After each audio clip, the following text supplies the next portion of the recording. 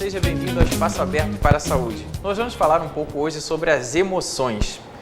Estudos indicam que há maior risco para doenças do coração entre as pessoas que passam por fatores emocionais, como impulsividade, hostilidade, estresse, ansiedade e raiva. E dentre os principais malefícios está a hipertensão arterial sistêmica. O que será que as pessoas pensam dessa relação sobre as emoções e doenças? O senhor acredita que as emoções podem influenciar na saúde da pessoa? Pode, e muito. A senhora acredita que as emoções ruins podem causar doença? Pode. Por que a senhora acredita nisso? E emoções, a gente fica emocionado, ataca o coração. Aí pode ser fatal. Ok, então obrigado. O senhor acha que essas emoções podem mexer com a pressão arterial, por exemplo? Agora eu não sei não sei te explicar não. Ok, obrigado. A senhora acredita que as emoções ruins podem causar doenças? Com certeza. Por quê? Porque o corpo e a mente, eles fazem parte de um conjunto. Então, quando você está triste, você baixa a sua imunidade. Ok, então obrigado. Devido a mudanças sociais e culturais, muitos hábitos de vida do mundo moderno transformaram o estilo de vida em nosso país. E junto a este fenômeno, aumentou também a prevalência de doenças como a hipertensão arterial sistêmica. Para falar sobre esse tema aqui hoje, nós temos a mestra Adriana Marques dos Santos, especialista também em psicossomática e mestre em ciências do cuidado aqui pela Universidade Federal Fluminense. Agradeço, professora, a sua presença. Poderia falar um pouco para a gente sobre essa relação entre psicossomática e hipertensão arterial? Sim, essa relação ela existe e ela já é pesquisada há muitos anos, né? Tem estudos lá do século XII, cardiologistas falando que pessoas que têm, por exemplo, uma tendência maior a conter as suas emoções, principalmente raiva, ódio, elas têm maior tendência a ter uma variação da pressão, gerando ataques de hipertensão arterial. Né? Essas pessoas, elas geralmente, quando sentem muita raiva e contêm essa raiva, há uma modificação no funcionamento do sistema nervoso simpático e parasimpático. Né? Então, com isso, desregula todo o funcionamento corporal, tendendo a aumentar a sua pressão arterial. Então, há sim uma incidência direta entre as emoções e a variação de pressão. Seriam as emoções mais ruins, digamos assim? Porque as pessoas da rua até falaram um pouquinho, né, que estavam passando lá e deram um depoimento.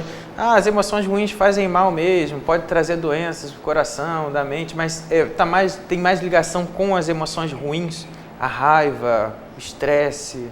O que acontece é que não existem na realidade emoções ruins ou boas, existe como a gente lida com essas emoções. Então, a contenção dessa raiva, a não expressão dessa raiva, é que pode gerar esse aumento da pressão arterial. Porque seria mais ou menos como você imagina, você sendo uma grande panela de pressão que contém tudo aquilo que está acontecendo na sua vida, que não expressa, né? Então, tem um componente corporal, orgânico, que funciona junto com essas emoções. Né? Então, é mais ou menos assim, eu estou contendo a minha musculatura, todo o meu corpo funciona como se fosse uma grande panela de pressão e essa pressão arterial aumenta. Então, na realidade, independente de qual seja a emoção, se é raiva, se é ódio, se é medo, se é tristeza, a sua contenção é que pode gerar um aumento da pressão arterial. Então, aí gera uma dúvida, né? Porque a gente falou que emoções são emoções e que teve uma pessoa da rua que falou assim, o amor. Né? Aí seria uma emoção boa. Essa emoção também contida, não correspondida, digamos assim, também pode trazer coisas ruins para o organismo? Na realidade, o amor já é uma emoção que gera maior expansão no organismo, né? O amor gera prazer, né? Gera contentamento, então não. Mas se esse amor não é correspondido, é claro que vai gerar uma tristeza, né? Se essa pessoa não trabalha isso, pode gerar uma baixa de imunidade. Então, as emoções elas estão o tempo todo associadas ao nosso corporal, ao nosso orgânico. E, juntamente com elas, também o estilo de vida, a alimentação, o estresse. A gente não pode também chegar e dizer que o psíquico vai responder a todas as situações, né? Não é porque eu tenho uma emoção contida pura e simplesmente que eu vou ser hipertenso, tá? E essa coisa, porque a senhora escreve também sobre as experiências de vida, né? Que eu acho que até foi o tema da sua dissertação, não foi? E poderia falar um pouco para a gente sobre essas experiências de vida e a relação delas com os sentimentos, surgimentos de doenças? Sim. Muito interessante na minha dissertação, que eu descobri, é que grande parte dos hipertensos que eu pesquisei, geralmente tinham uma tendência maior a uma contenção das suas emoções. E por isso elas não elaboravam aquilo que elas estavam sentindo, né? E junto com isso, um estilo de vida muito ruim, no sentido de que eram pessoas que tendiam mais ao estresse, a não conseguir elaborar esse estresse. Também é uma alimentação não saudável, né? Uma alimentação que propicia a hipertensão, e que esses fatos de vida foram como que aquela gotinha d'água que estava faltando, aquele desencadeador que estava faltando, né? Então, juntava o estilo de vida ruim, mas sentir e perceber emoções ruins que eram contidas e não conseguia exteriorizar, não conseguia falar sobre aquilo, e acabava gerando um aumento da pressão ou qualquer outro problema de saúde. Daí a ligação psicossomática, né? E esse termo, professora, para quem está ouvindo a gente assim, assistindo, psicossomática, o que significa? O que ele significa? Significa que o psíquico e o somático caminham juntos. Tudo aquilo que acontece no meu corpo, acontece no meu psiquismo. Tudo aquilo que acontece naquilo que eu sinto, que eu penso, acontece no meu corpo também. Tem uma correspondência. Nós somos corpo e mente é uma unidade. Não são separados, né? Então, tudo aquilo que eu sinto, as minhas histórias de vida, elas colaboram com uma vida mais saudável ou com maior adoecimento, dependendo de como eu lido com essas situações. Não são as situações em si, porque problemas todos nós temos, mas como a gente lida com esses problemas. Daí a história de vida, né? Sim. É interessante que as pessoas que a gente abordou na praça, muitas delas entendiam essa relação, falavam, né? O corpo e a mente caminham juntos. Então as pessoas elas têm uma noção de que os sentimentos eles podem afetar o corpo. Como deve ser a abordagem no cuidado de uma pessoa com algum mal psicossomático, como a hipertensão, por exemplo? O mais importante é que essa pessoa possa se dar conta da sua história de vida, possa elaborar isso. Por isso que é importante o trabalho de diversos profissionais em conjunto, né? Um médico, psicólogo, enfermeiro, enfim, que essa pessoa possa ter uma equipe de profissionais trabalhando em conjunto, favorecendo a sua saúde, né? Porque essa pessoa precisa ser ouvida, precisa ser compreendida na sua totalidade, né? E não ir para lá, para um hospital, por exemplo, e ser atendida por uma pessoa que vai olhar essa pessoa como um coração. Essa pessoa ela não é um coração, ela não é uma pressão alta, ela é uma pessoa que tem uma história de vida, que tem a sua forma de lidar com a sua história de vida, com as suas questões, né? E já existem estudos que comprovam que na medida em que essas pessoas conseguem lidar melhor com o estresse, com as situações de vida difíceis, elas conseguem ter um controle melhor da sua pressão arterial. Isso já é comprovado cientificamente. Mas a pessoa ela consegue lidar com esses sentimentos de uma forma melhor, assim. Qual seria a estratégia para ela poder conseguir lidar melhor com esses sentimentos ruins? Só com a ajuda do psicólogo ou existe alguma forma que ela possa fazer para ela se sentir melhor? Exercício? Não sei, eu estou pensando assim. Olha, tem várias coisas que são importantes, né? Quando a gente pensa em saúde, a gente pensa em saúde biopsicossocial. Então é importante que essa pessoa faça exercício físico diariamente, né? É importante que ela se alimente bem, é importante que ela desenvolva relações saudáveis, que muitas vezes a gente se cerca também de pessoas que também nos contaminam, que também nos deixam meio fora do prumo, né? Então é importante buscar essas pessoas positivas à nossa volta, fazer o que gosta e também aprender a lidar com as suas emoções. Aí entra o psicólogo, o trabalho do psicólogo, poder ajudar essa pessoa a aprender a sua forma peculiar de lidar com as suas emoções, porque cada pessoa vai desenvolver a sua. E tem pessoas que pela história de vida também acabam se unindo a outras pessoas que são mais negativas ainda e acabam complicando a situação, né? Como identificar se a gente está sofrendo de algum mal que tem a raiz psicossomática? Olha, tem autores que dizem que todos os males são psicossomáticos, tá? Mas a gente, quando fala do psicossomático, a gente não pode esquecer que esse psicossomático inclui estilo de vida, inclui como eu lido com as minhas emoções, inclui como eu vivencio as minhas questões, né? Então tem autores que têm essa visão de que tudo é psicossomático. Agora, existe uma diferença entre somatização e doença psicossomática. Uma somatização é algo que ainda não foi para o orgânico. Por exemplo, eu me aborreço com alguma coisa e eu sinto uma dor de cabeça. Essa dor de cabeça passa. Então ela não tem algo que tenha sido instalado no corpo. Então é uma somatização. Agora, uma hipertensão, por exemplo, já é uma doença psicossomática, porque ela já se instalou, ela já modificou o funcionamento corporal. E foi ao longo do tempo que foi se instalando Sim. essa doença, né? Então, Sim. como a professora mesmo coloca, não fazia exercício físico, tinha emoções ruins, o estilo de vida não era bom, a alimentação, a vida corrida aí no final acaba culminando. E hoje também a hipertensão tem aquela abordagem muito sindrômica, né? Não é considerada uma doença isolada só. Tem várias coisas Sim. juntas que levaram a pessoa a ter hipertensão. E agora a gente discutindo aqui sobre a parte dos sentimentos, das emoções. E quando se fala em psicossomática, se tem a ideia de transdisciplinaridade. Como que se aplica isso na prática de uma pessoa, um tratamento de hipertensão? Como ser transdisciplinar, né? Olha, eu acho isso lindo e isso é básico. E eu acho que as unidades de saúde estão tentando aplicar isso cada vez mais.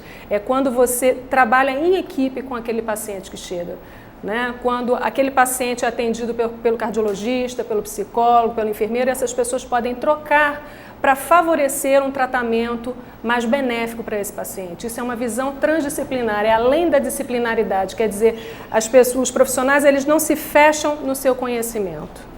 É importante haver essa troca, né? Sim. E essa troca, na prática, você deve ter vivenciado isso, né? Sim. E aí, poderia contar um pouquinho pra gente lá, como que foi? Sim, por exemplo, eu trabalho no meu consultório, né? Eu sou psicóloga clínica e sou professora também universitária. No meu consultório, quando eu recebo um paciente, eu não vejo esse paciente, se eu vejo que ele precisa de outros profissionais, eu conecto com esses profissionais e eu estabeleço uma rede de troca para que esse paciente seja atendido da melhor forma possível. Então, isso é você poder ampliar o seu escopo, né, de visão desse paciente, não achar que tudo é reduzido à sua visão profissional. Eu, por exemplo, não vou gerar um determinismo psicológico, eu não vou achar que tudo está determinado pelo psiquismo, né? Mas são uma série de fatores que, em conjunto, eles colaboram para que aquela pessoa possa adoecer. Então, se essa equipe trabalha em conjunto, essa pessoa vai ser beneficiada, muito beneficiada. E eu já atendi diversos pacientes com hipertensão arterial, né, dentro do meu consultório, e percebo assim, que muitos conseguem reduzir a medicação. Né? Eu nunca vou dizer para um paciente, você não precisa de medicação. Não se trata disso. Se trata de nós podermos trabalhar em conjunto e ver como essa pessoa pode melhorar o seu estilo de vida, a sua forma de lidar com as suas questões e poder ter uma vida mais saudável, mais feliz, mais plena. Eu acho que esse tem que ser o nosso objetivo. Às vezes até indicando o caminho certo, né? Ou favorecendo o que ele acha o seu. Isso aí, favorecendo. A gente tem um quadro sobre as questões que chegam por e-mail ou pessoas que chegam até a nossa produção e entregam perguntas. Vamos ao nosso quadro Perguntas por e-mail.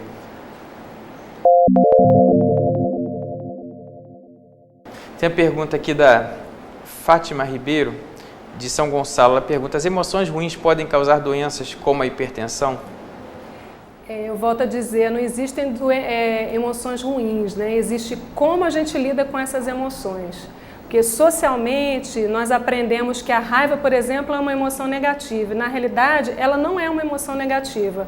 É a forma de lidar com essa raiva, contendo essa raiva, que passa a ser negativo. A natureza colocou a raiva na gente por uma razão, né? Não é? Então, como que você lida com ela é que é difícil. O Vinícius Santos, do Rio de Janeiro, ele pergunta: quais os tipos de doenças psicossomáticas? Olha, tem várias. Olha, gastrite, hipertensão arterial, úlcera, todas essas são doenças psicossomáticas já colocadas pela medicina psicossomática como doenças de fundo psicossomático, né? Mas tem várias. Mas tem alguma ligação, por exemplo, com baixa de imunidade, por exemplo, que falaram na rua? Baixa imunidade, por exemplo, você tem uma emoção ruim, não é emoção ruim, mas tem emoção que você não saiba lidar com ela ao ponto de ela te fazer mal, pode baixar a imunidade? Sim, a tristeza, por exemplo. Né? É muito comum. Eu tive um paciente outro dia que ele se aborreceu muito no trabalho, no dia seguinte ele estava muito resfriado. Quer dizer, a imunidade dele abaixou de tal forma que no dia seguinte ele estava extremamente gripado, enfim, ele não conseguiu ir trabalhar. Quer dizer, olha só como o corpo responde com rapidez ao que acontece na nossa vida e como a gente lida com isso. A Patrícia Paz, ela é auxiliar de contabilidade em Niterói, ela pergunta quais os sintomas de uma doença psicossomática. Aí tem várias, né? Mas quais sintomas, assim, a gente poderia, assim, falar para ela no geral, antes de chegar à doença psicossomática, que ela pode sentir para poder não chegar a ter uma doença? Eu acho que o mais importante aí seria a prevenção, ela trabalhar com a questão de como ela vive o dia a dia dela. O estresse, por exemplo, ele propicia muito a geração de vários tipos de doença, né? Então, você trabalhar com o seu nível de estresse é uma coisa importante, né? Todos nós temos um nível de estresse, né? Existe um nível de estresse que é positivo, que nos faz produzir coisas, que nos faz ir em busca do que a gente deseja, é o estresse positivo. Mas quando o estresse ele é elevado, ou seja, existe uma pressão que nós não estamos conseguindo lidar com essa pressão, é esse estresse que é o estresse perigoso. É o que cientificamente se chama de distresse, é o estresse negativo. Então é com esse estresse que a gente precisa tomar cuidado, né? A prevenção de doenças está diretamente associada também à forma de como nós podemos lidar com o nosso estresse. As pressões vêm de todos os lados, mas assim, como eu posso melhorar isso ou diminuir isso, né? E alimentação, enfim, elaboração de como você lida com as suas questões, isso tudo está associado com a prevenção do adoecimento. Nas suas pesquisas ou no consultório, teve algum caso psicossomático que tenha chamado a atenção, que você possa falar para a gente um pouco? Teve. Tiveram vários, né? Foi uma pesquisa muito bonita. Eu acho que assim, o mais bonito dessa pesquisa foi olhar e ver o nível de resiliência dessas pessoas, ou seja, a capacidade que elas tiveram em lidar com situações de vida muito difíceis, né? Então teve uma senhora que me chamou a atenção, que ela era uma senhora que foi tratada como escrava desde a infância e ela conseguiu fugir de uma fazenda onde ela trabalhava, onde ela era, né, mantida como escrava, e ela conseguiu construir a vida dela, né? E ela conseguiu extravasar um pouco da sua raiva nessa pessoa que estava mantendo a ela em cativeiro, né? E assim, o quanto ela conseguiu, a duras penas, construir uma vida autônoma e independente, apesar de tudo que ela tinha vivido lá atrás, né? Uma pessoa sem quase recurso nenhum, os pais falecidos, enfim, foi criança para trabalhar nessa fazenda, né? E conseguiu vir para o Rio de Janeiro e hoje é uma senhora de 80 anos.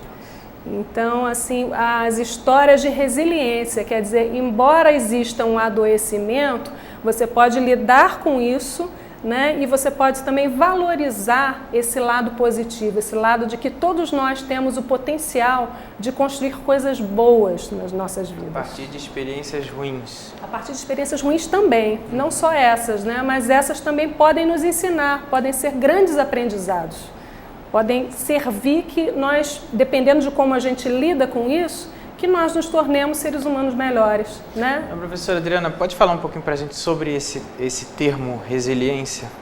Resiliência, esse termo ele vem da física, né? Na física, resiliência o que é? É, digamos, um objeto colide com o outro, esse outro que sofre a colisão, ele consegue se manter intacto apesar de ter sofrido essa colisão, né? Então, esse termo foi levado para a psicologia. E na psicologia quer dizer essas pessoas que sofrem grandes impactos nas suas vidas e apesar disso elas se mantêm intactas e elas sofrem esse impacto, aprendem com esse impacto e seguem adiante e constroem a partir desse impacto. Tem estudos belíssimos em cima disso, de resiliência. E essa capacidade de resiliência, ela é intrínseca da pessoa, tem a ver com a história de vida dela ou não? Ou seja, as pessoas todas são resilientes ou algumas pessoas são mais ou menos? Poderia se falar assim, ou é erroneamente dizer isso? Nós construímos essa resiliência ou não a partir da nossa história de vida e a partir do modo como nós lidamos com as nossas vidas. E tem também características que são o nosso temperamento, aquilo com que a gente já nasce, que está associado às nossas experiências de vida. Então, são um conjunto de fatores, né, para a construção dessa resiliência. Mas, geralmente, aquelas pessoas que são expostas enfim, a situações de maior dano, muitas delas desenvolvem resiliência, muito mais do que pessoas que são extremamente protegidas, até porque elas não sofrem tanto dano, né? Então, assim, o quanto essas situações que nos levam, que são desafiadoras, podem ser geradoras de resiliência para uns, para outros não. Depende também de uma série de fatores aí, dentre eles o temperamento dessa pessoa, né? De como ela vai lidar com isso. E a história de vida dela, né? Como Sim, colocou como ela antes. lida, né, com essa história de vida. Interessante, vamos voltar às perguntas por e-mail. Tem uma pergunta aqui do Eduardo, do Rio de Janeiro. Ele pergunta: existe relação entre o estresse com a doença psicossomática? Direta. Existe uma relação direta, né? Conforme a gente já havia falado, essa questão do estresse, ela diminui a imunidade, né? A forma como nós lidamos com o nosso estresse, com o nosso nível de estresse, está diretamente associado ao adoecimento, sendo, obviamente, visto dentro de um contexto maior que inclui outros fatores. E o estresse é aquela gotinha d'água que... Mas tem uma relação o estresse com a resiliência? Pode ter a ver, sim. Sim, a forma Se como a eu pessoa lido. ela não sendo resiliente, ela sofre mais com os danos do estresse, né? Olha, isso é uma questão para se pensar, porque aí a gente não pode generalizar também, né? Tem que ver como aquela pessoa construiu a sua história de vida e, mais do que isso, a sua percepção sobre a sua história de vida, né? Uma mesma situação vivida por duas pessoas diferentes são duas histórias completamente diferentes. E esse é um grande fascínio do ser humano, da nossa complexidade e da nossa subjetividade. Uma pessoa às vezes ela pode ter tudo e se sentir mal, e a outra com o mínimo está feliz. Por isso que eu perguntei dos casos, né, da sua pesquisa e de consultório, que te chamava mais atenção. Você contou a história dessa senhora de 80 e poucos anos e tal. Mas teve alguma coisa relacionada, assim, a gente falou da resiliência, mas relacionado à hipertensão ou qualquer outra doença psicossomática que te chamou a atenção, a recuperação da pessoa com o tratamento? Sim. Uma das coisas que me chamou muito a atenção é que todas essas pessoas, de alguma forma, em algum momento, elas precisaram parar. Quando elas pararam, foi quando elas conseguiram elaborar aquilo que havia acontecido em suas vidas e conseguiram começar a trabalhar para modificar o seu estilo de vida e modificar a forma como lidaram com o estresse, né? Eu também entrevistei uma pessoa que sofreu uma parada cardíaca, foi parar no hospital, enfim, teve que fazer uma cirurgia e sobreviveu, enfim, foram várias as entrevistas, né? E a maior parte deles foram parados pela sua doença. Então, eu acho que a gente pode parar antes de chegar nesse nível. Antes de chegar a doença, né? Antes de chegar à doença, ou tendo a doença, rever o estilo de vida, né? Rever como está lidando com a sua vida, reveja o que te estressa, como está lidando com esse estresse. Estresse sempre vai ter. Né? Tem a ver como vai lidar com ele. Vai lidar e se vai com ser ele. resiliente ou não.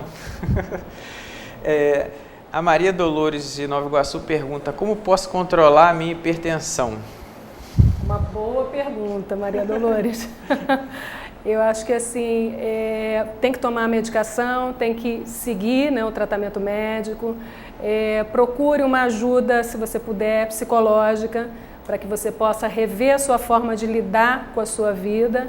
Faça exercício físico, se alimente bem. A gente tem que pensar que nós somos um todo e a gente não pode pensar num lado só, não é só tomar a medicação. É rever o seu estilo de vida, rever como você está vivendo. Reveja os pontos da sua vida que geram felicidade, que geram tristeza ou raiva em você, né? E procure ajuda se for possível, se você achar que é necessário. A pessoa pode chegar ao ponto de, através das doenças ou das causas psicossomáticas, chegar a ficar deprimida, ter depressão? Pode. E aí, nesse caso, tem relação com que fator da vida assim, que você percebe mais da sua atuação no consultório e tal? O que deixa a pessoa mais deprimida, assim? Olha, o que gera depressão ela está associada também a uma série de fatores, mas a depressão ela está falando também de uma exaustão, né? De uma exaustão psíquica, pode estar falando de um vazio, existencial. Então tem que ver a história de vida dessa pessoa, como isso foi construído, né? E quando a gente fala de depressão, a gente está falando também de um funcionamento corporal que se modifica, a produção de serotonina, os neurotransmissores, e a gente tem que ver o que está gerando aquilo, né? Essa pessoa já tem essa depressão, essa tendência à depressão desde pequeno, foi algo que aconteceu na sua vida que foi um desencadeador, ou já existia uma tendência familiar e essa pessoa, por ser mais frágil, em uma situação desencadeou isso, né? Ou uma situação que a fragilizou e ela, então, gerou essa depressão. Da importância, né? também de parar e rever, né? Como Sim, você colocou antes. Com certeza. Importante mesmo. Em relação a um desafio, né? Quando você fala em doenças psicossomáticas hoje, o que você vê como um grande desafio para poder a população entender essa relação de saúde, doença, psicossomática, bem-estar? Seria um entendimento dos conceitos? Seria rever os pontos na correria do mundo moderno? O que você deixaria assim como dica para as pessoas que estão assistindo? Na correria do mundo moderno, não se esqueça que você é o mais importante. Eu acho que esse é um grande desafio, porque nós sempre repetimos, não tenho tempo para mim, não tenho tempo para me cuidar. E esse tempo, ele é essencial, porque se nós não nos cuidamos, em algum momento o nosso corpo vai nos fazer parar. Então, olha para isso, olha para você, né? Separe um tempo para se cuidar, e esse se cuidar é se olhar como um todo. É se permitir ser cuidado também, né? É pedir ajuda também, tá? Para que você não precise adoecer e esse adoecimento gere algo pior. Então, eu acho que o grande desafio, né, é separar esse tempo para si, né? Vou só pegar esse gancho, né, que a professora Adriana já deixa as dicas, mas no seu consultório e na atuação que você tem das experiências de vida e tudo mais, o que você percebe assim de mais comum das patologias que você atende lá? Né? Assim, o que você vê mais comum, que aqui a gente falou, falamos sobre o estresse, que dependendo ele pode ser visto como uma doença ou não, falamos de depressão, que é uma doença muito comum, falamos de hipertensão relacionado às emoções, como você se lida, mas quais são as patologias mais comuns que você percebe assim na sua atuação? Olha, atualmente o nível de depressão aumentou muito, né? As doenças que têm o maior índice, isso a gente já vê pela Organização Mundial de Saúde, pelas próprias estatísticas, são as doenças coronárias do coração, a hipertensão, dentre elas, né? E a depressão. Inclusive a depressão, segundo estatísticas, vai ser a maior geradora de mortes até 2020. Né, junto com as doenças coronárias. Então, essas duas, elas estão lá em cima no ranking, né, inclusive ultrapassando o câncer. Isso eu ia perguntar também, existe alguma relação do câncer psicossomática? Existe. Só que, novamente, a gente não pode colocar como um determinismo psicológico, a gente não pode achar que o psiquismo explica tudo, mas que ele está junto com uma série de fatores, né? Eu não posso, por exemplo, chegar e dizer assim, essa pessoa conteve raiva a vida inteira e por isso ela gerou um câncer. Não, eu não posso dizer isso, né? Eu acho que isso gera uma culpa nessa pessoa que não é verdadeira, né? Porque esse organismo ele tem uma série de coisas aí que vão gerar esse câncer, inclusive uma mutação genética, né? Hereditariedade, processos familiares que geram uma tendência, né? O como se lida com o estresse. Então, a gente não pode nunca se fixar em algo explicando como algo psíquico que gerou aquilo, né? A Mas gente já tem que ver teve casos assim que você, como psicóloga, conseguiu acompanhar e perceber de recuperação de pessoas com câncer mais rápido, porque teve acompanhamento psicológico e tal? Sim. E aí, como é que foi? Assim, você percebeu, num caso, era um câncer muito difícil, raro, era alguma coisa difícil de curar? Como é que foi? Conta um pouquinho pra gente. Olha, entre as mulheres, o mais comum é o câncer de mama, atualmente, né?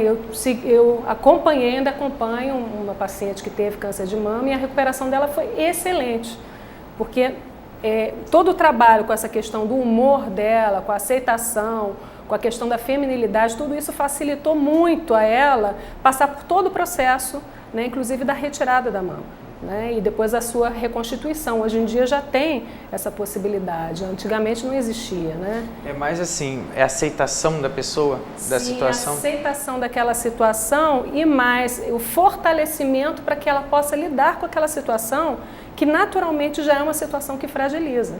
Não tem como não ficar fragilizado, mas tem como se fortalecer para lidar com aquilo, né? E poder ultrapassar uma série de barreiras e se transformar com isso, né? E aí vai vir a resiliência que a gente falou também. Sim, tá né? tudo junto. Tá tudo junto. Resiliência, estresse. Então foi muito bom a gente ter conversado hoje aqui com a professora mestre Adriana Marques. A gente falou sobre psicossomática, falamos sobre o estresse, a relação das emoções com algumas doenças psicossomáticas. E agradeço a presença da professora Adriana, de toda a equipe, de nossos apoios ao programa. E a gente fica aqui esperando você até o nosso próximo encontro, no nosso espaço aberto para a saúde.